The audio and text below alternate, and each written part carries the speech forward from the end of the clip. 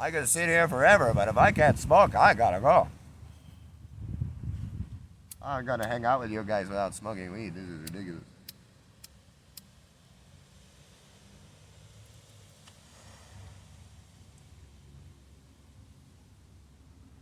That was like a spliff. That was like how you hit a spliff with a bowl mix.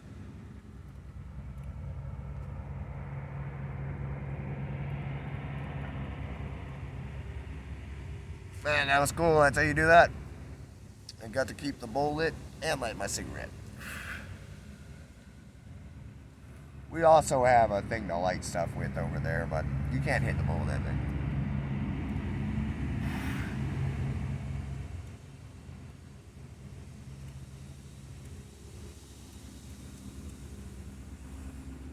Yeah, this stuff's good for me, I'm telling you. If I were to get a larger dose of this stuff, I would be feeling like super good. But this is some weak, chronic. Arizona Sedona don't have anything for good chronic, apparently. 23% THC at the dispensary? Are you kidding me? Like, what kind of dispensary doesn't have the most amazing weed I've ever seen in my life? It's just crazy. But, I just come from Northern California, Mount Shasta and Pagosa Springs, Colorado. They got some bomb ass bud in those places. People are giving you stuff there. You can't find weed anywhere here, it seems like. But actually, we have been given a ridiculous abundance on our entire journey. A man gave Ray $100 so that we get cannabis the other day. She shared with him her experience and wisdom and all these things, and he felt really appreciative and connected super strong. I love it when students are doing that kind of stuff, or when people are doing that kind of stuff. It made me feel bad. I call her a student like that. She's my student right now, but we're also lovers and friends, and we're equal in consciousness in every way. And I'm her student as well in another way. She just doesn't know. She wouldn't be able to stand up and say, I'm her teacher. She might be able to do that all arrogantly, but she is that too. So maybe she does know. She's super wise. You'll see her one day. Even today, you're gonna see her today. She's gonna move energy today, I bet. And it's gonna be super fun. She's really good at it already, naturally. She come into this pose of the crane all on her own.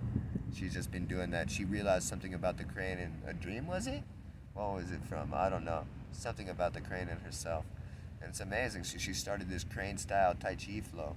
It's wonderful because I really relate myself to the serpent, but she's also the serpent. Red planetary serpent in the galactic signature. So really great. She's got this energy within her as well. I'm year of the snake. And I move my energy very, very serpentine. But you see, I have this body with legs and arms, so it's also very different. It's human style. Weaving with everything very amazingly. But I can make myself into a very small shape like that of the snake or a sperm. Or any of those things. A primordial male. A straight line. But I do all kinds of things. Octopi, all kinds of different energy. It feels like these things, but really it feels like the breath, the motion, the tendrils, the flow. You see, it goes crazy. And so she's really able to go crazy without knowing she's able to go crazy. So we might start her fucking fast. We'll find out. We'll see how good she goes. See how good I can go.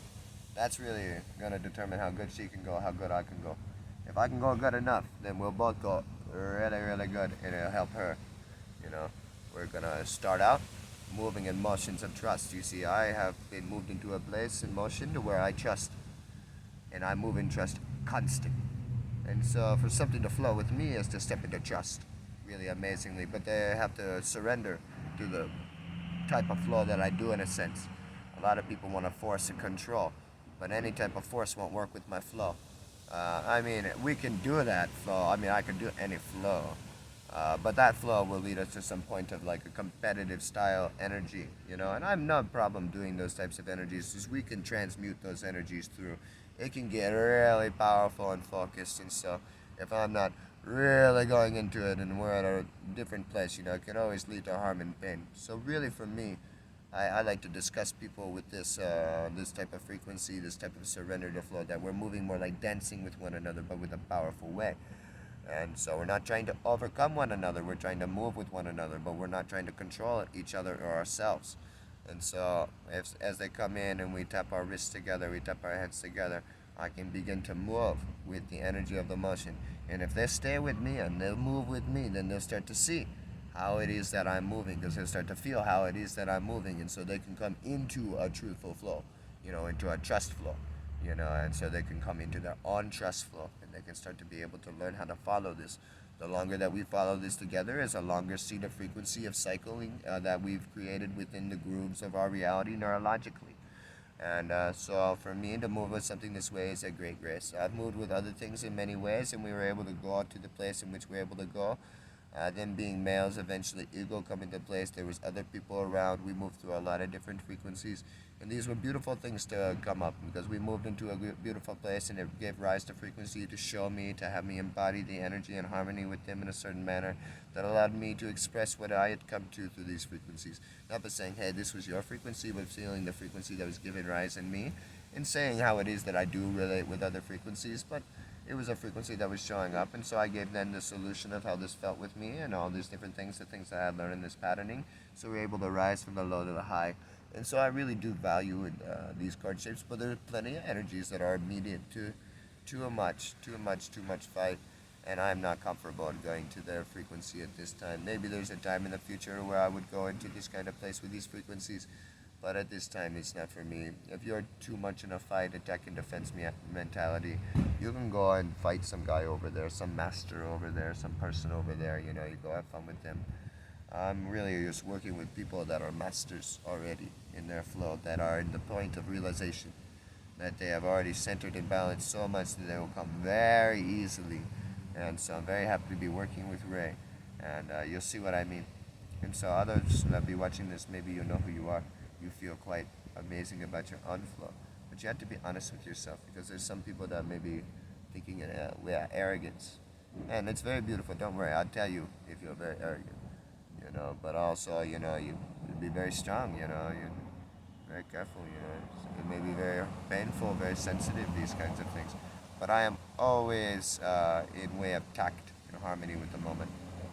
If I yell at something, it's the time to yell at something. If I quiet with something, it's the time to be quiet with something. And I don't know when this is or when this isn't. It's just I'm moved very easily, authentically by my awareness that has been brought upon me by my experience. And so as things come up in the flow, we'll come into great articulations and directness with those things that we can all see very positively. That's why I like this thing to be going every day, all day. You know, because I want us to be able to see all the things that are occurring. Of course, for me, as I think about this, and I think about how amazing is the fruition of this, that we'll be doing this by walking with our backpacks in a big way, because this is kind of bringing you into the flow of the cycles of how everything is transmuting in a really powerful manner. Now, I would really like to be able to not walk with my backpack, so having a place to, you know, sit and rest, like a house or something, would be really great. Also, to have like some kind of RV or rich person camper, like this thing right here. The lady that tells me she's gonna product cups on me, but she lives in her trailer right next to me. Anyways, not a big deal. And but I can't drive myself, so I need a driver. I don't have a license, and I don't like to break the law. I think breaking the law is a risk of freedom that has unnecessary amount of risk. Even though every time I have had great run-ins with the cops there on Maui, trusting, and maybe there is a time in which I would feel very intently with my emotions, and I would trust, and I would drive illegally. I don't know. You know, I trust the moment, so I cannot write it. I do not know if I will not drive or if I will drive. But for me at this time, it seems that I have no want to drive at all. I have no want to risk my freedom in any way. That I was in a state that didn't let me smoke weed, that I would stop smoking weed for my fear of losing my freedom even. And I know I can trust everything, but I don't like to be in a way of inauthenticity. I don't like to be out of integrity. I like to be able to explain myself completely, fully to everything around me. And so in a way that makes me even feel uncomfortable about having this tent here, you know what I mean? Usually I would not have set up a tent. I set up a tent so I can make love with Ray, and so that we could be in a nice hidden space, in a nice secret place, you know, that we would feel good and in grace, that we would be free from the wind in a way that would cause her to be not cold in the evening, because one evening she was very cold, and so then I did not want her to be cold again, you know, and so all of these things. And then I told her I might set up the tent when she went away, and so I was like, all right, maybe I should do it. And then I was like, no, I'm not gonna do it because I didn't really feel like setting up a tent. So I pulled out her tent and I put her tent back up.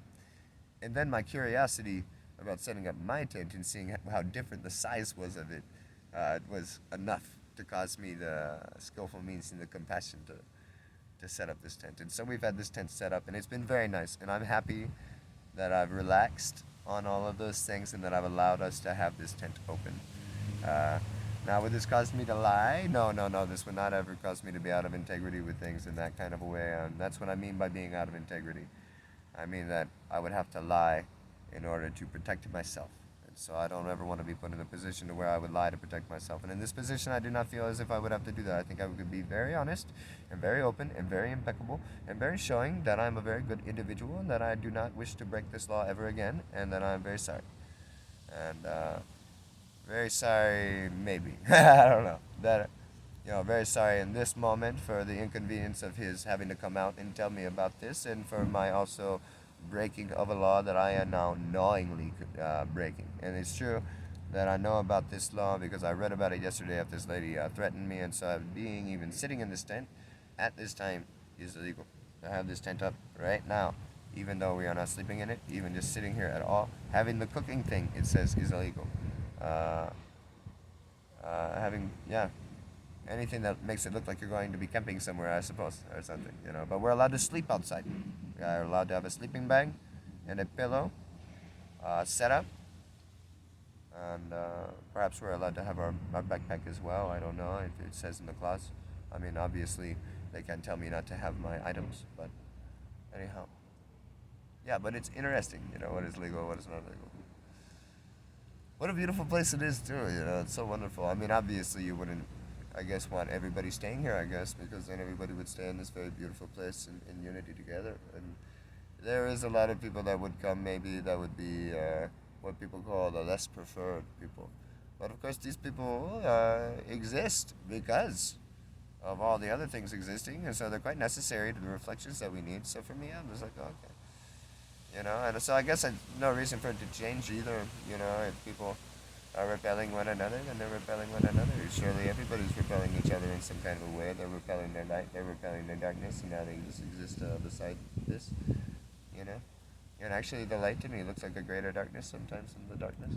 Because the darkness is moving in a way of compassion and ignorance, in a way of insecurity, in a way of fearful mentality, in a way that's just judging and basing its decision based on how its experiences come to it in reality from this point forward. And so it's just interesting to me, really.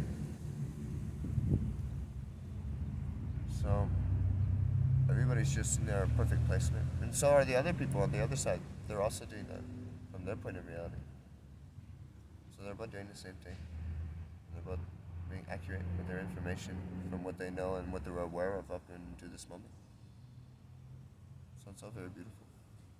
These guys over here, they're creating the need for that over there because they're suppressing those energies that those things reflect. The more lower chakra system energies, the fighting energies, the earthy energies, the drinking, the smoking, the dead energies, all the different energies, sexual energies, imbalance too. But that's because they don't let their wisdom in, and they don't let their compassion in, and so that they live compassion and wisdom side by side. It's crazy too, because I think that's what we were talking about just before the camera cut out, and I had to start this new one. Because I was plugging in the charger, and I decided to look. Like I felt like I wasn't meant to, but it switched, and here we are in this new video, where we're talking about the two energies that have the ability to move in the world.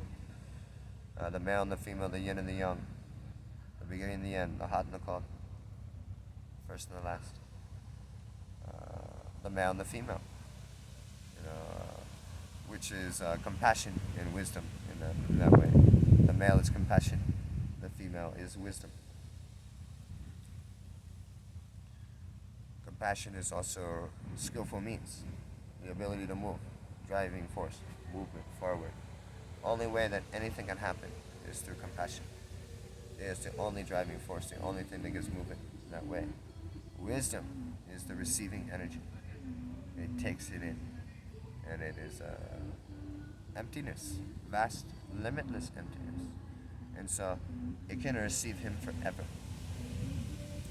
And this amazing ability to give forever and ability to receive forever is actually the same thing occurring in the same space. And so we can look at this as the torus, or something I brought up previous. As you see, it goes in one side and around the other, but it does this the whole way around very equally. So that's the male and the female working in perfect unison. That's the phi ratio, if you want to look at it that way, and movement dynamics though. not just as a still, steady, linear image, but right there in complete full motion. Very beautiful. Giving and receiving equally. Giving, receiving. Very gorgeous is this. It's like this imagery that we painted here. Very beautiful with the motion and all. And I like how everything wraps around itself so gorgeously. Like, how do we do this? Well, you have to see me for a whole day. If you sit with me for a whole day, then we have plenty of teachings come through. If you see me for just 1 hour, then we have a little bit of teachings come through. What we do for a whole day, we have all the teachings come through. Every teaching possible. Most amazing teaching. Gorgeous.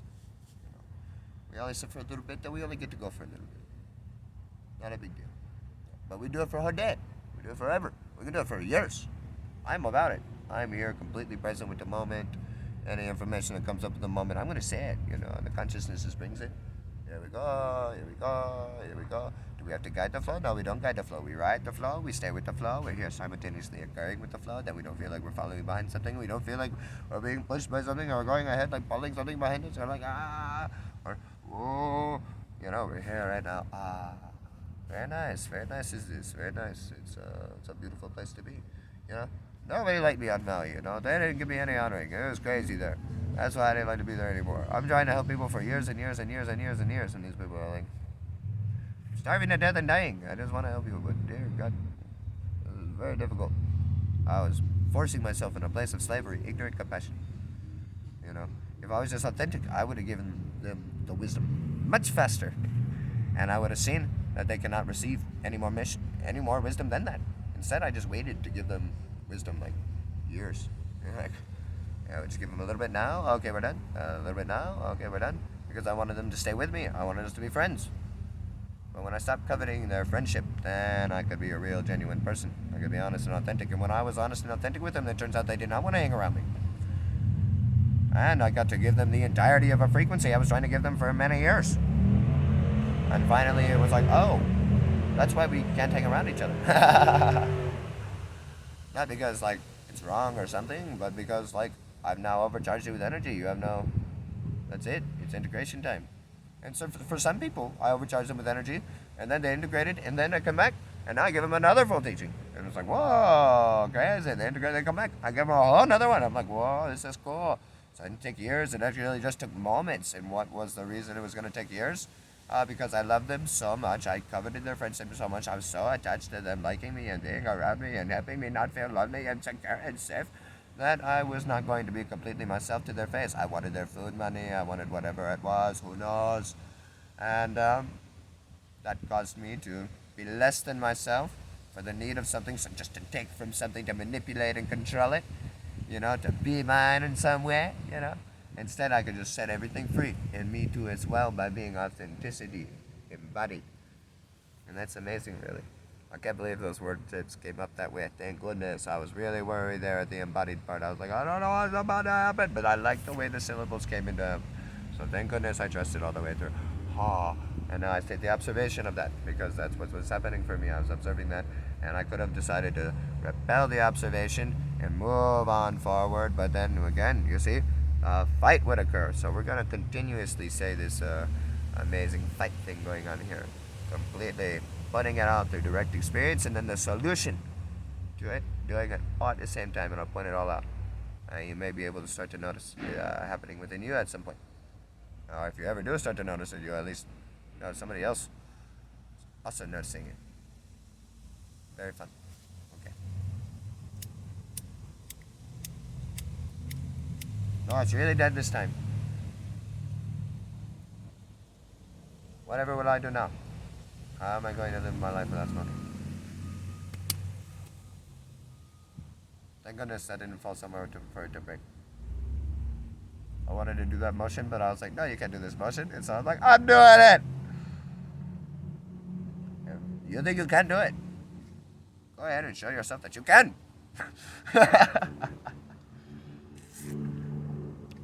Depending on what it is. Maybe we should take wise discernment as to what an action is. I myself came into a really amazing place in focus to where I was given Tibetan empowerments and understandings, and I had taken vows in Tibetan Buddhism, and this gave me a wonderful centering. I vowed not to lie, not to steal, not to cause harm to any other sentient being. And I also vowed to not become intoxicated. I also vowed to not commit acts of sexual misconduct. And so, upon taking these vows, I immediately started to see how it was causing me to not be able to do the things in which I wanted to do. Now, this was quite repelling. I was like, oh, shoot. Now I can't have sex. And it turns out, no, I can have sex. I just can't have dirty, fake, lying sex. You know, it's about authenticity. Now, does this mean that immediately I came into the greatest amount of impeccability with action? Absolutely not. No, I didn't even know what that was. I thought I was being that way originally. I was like, oh, okay. So this means, all right, well, if I'm having sex with a woman, but I feel like having sex with another woman, or if I have sex with a woman that's cheating on her partner, then that would be wrong, or if I cheat, or any of these things. And so I was trying to figure this out. So it seemed like open, honest communication was all that was necessary to complete the lack of sexual misconduct. Which, now that I've found honesty in such a way, I would say that's probably true. Honesty will very much just save you everywhere you go. When everybody's sure of what it is they're buying, they don't really get upset when they find out it's what they bought. They're pretty much looking for that. So, probably be pretty excited. Anyways, so, and then not to lie, did that begin to happen? No. Somebody would tell me they were fat, and I'd say, no, you're not. And now this seems like kind of harsh. I know, everybody's like, ooh, I say that every day to somebody. No. It's quite often I say that little white lie that's beneficial. But you'd be very surprised what happens to somebody when you call them fat. I'm not saying go up to somebody and call them fat for their benefit. That'd be all fucked up. Use your discernment. I don't just go around hurting people's feelings. It's very sad, and I feel quite remiss when this happens. But I add that to the expression and tone if anybody were to ask me for impeccability. I mean, I guess if I was really afraid, I'd be like, are you sure you want my opinion? And this would already give them the very worst opinion I could ever give them. It's like the very worst thing ever, because what they're going to immediately go to is their greatest assumption and fear. Are you sure you want my opinion? They're like, oh, why? Is it this? Oh, it's probably not that. And if you're about to tell them that they're fat, as if they don't know already, that's going to be pretty funny. You know, especially if they're like really fat. Like, that person probably knows they're a big person. And so you don't really have to say that they're not. You can, though. We can all jump around the elephant in the room. But as it turns out, you look fat in those jeans. Oh, shit. You know, you can tell her that she looks good. Yeah, you look good in those jeans, meaning, like, the jeans look really good, but the bulges of fat that make them look oddly shaped are strange to me, and it's kind of confusing. Oh. And that leads me to say the next thing that I would say to somebody else behind your back, which is, you know, there's plenty of exercises that you could do to help this. It's obviously a form of laziness. And she's like, whoa, I exercise all the time. It's a thyroid issue. That's obviously another type of suppression and flow that probably has to do with attachment. They're like, oh, that's all fucked up and fucked up too, but that might be true. You.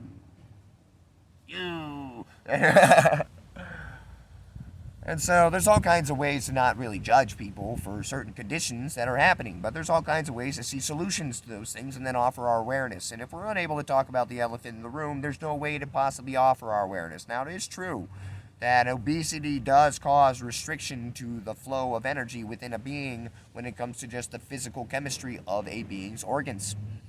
And so if that's happening to its physical structure, to where it is clenching and condensing and constricting the flow of energy moving through it due to the muscle size or the weight density or whatever's happening with this being, then there is obviously an illness occurring. There's a health imbalance happening. And yes, there is a way to sustain that for the entirety of a mind stream, an entirety of a lifetime. But there's also a way to get through those types of things. And unless we're willing, again, to talk about the elephant in the room, we're not able to bring through those types of channelings and teachings and amazing wisdoms that are actually beneficial to all beings. And so we could start with a little, nice radical honesty and in a nice simple way, as I would come into a being like that. Maybe it would sound in a harsh way of focus and it would bring to a terrible place. And then that would also bring upon the ridiculous amount of apology I have, because I have a great love for that being and a wonderful understanding that being is extremely awesome, and it has no matter the way that they look and how they are. They're wonderful, they're able to be however it is that they wish to be. But also, to me, it may seem this way. Now, maybe it doesn't seem this way, and I see absolutely nothing inaccurate about it. I see that it's the most amazing, perfect consciousness ever, like the amazing laughing Buddha, where obesity is quite amazing. A friend told me one day, breaking my judgment of this, because I was like, oh, the Chinese, they have destroyed Tibet.